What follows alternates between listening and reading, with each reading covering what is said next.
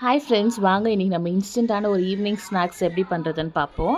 இது வந்து நம்மளுக்கு வந்து 3 இன்க்ரீடியன்ட் தான். உளுத்த பருப்பு ஒரு 2 மணி நேரம் ஊற வச்சுருங்க. வெல்லம் வந்து பாகு பண்ணுறதுக்கு, ஏலக்காய் பவுடர் வந்து ஃப்ளேவருக்காக வந்து எடுத்துக்கணும். முதல்ல வந்து நம்ம ஒரு சைடு வந்து இந்த உளுத்த பருப்பு ஊறின அப்புறமா வந்து ஒரே ஒரு சிட்டிக்கு வந்து உப்பு போட்டு வந்து உளுத்த பருப்பு வந்து நல்லா வந்து அரைச்சி வச்சுக்கோங்க. ஒரு 90 to 95% வந்து மயிற மாதிரி பார்த்துக்கோங்க. அடுத்து வந்து வெல்லம் பாகில் கொஞ்சமாக ஏலக்காய் பவுட்ரு போட்டு தேவையான அளவுக்கு வந்து நம்ம வந்து பாகுக்காக வந்து ரெடி பண்ணி வச்சுக்கிறோம்.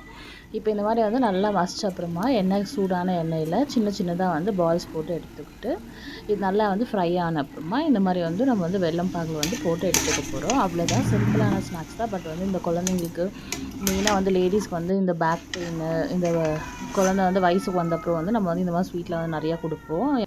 மெயினாக வந்து இந்த உளுத்தில் வந்து செய்கிற ஸ்வீட்டு இல்லை ஏதாச்சும் ஒரு வடை ஆகட்டும், கூழ், நான் வந்து உளுந்த கஞ்சி வந்து செஞ்சு அதுவுமே ரெசிபி வந்து போட்டிருக்கேன்.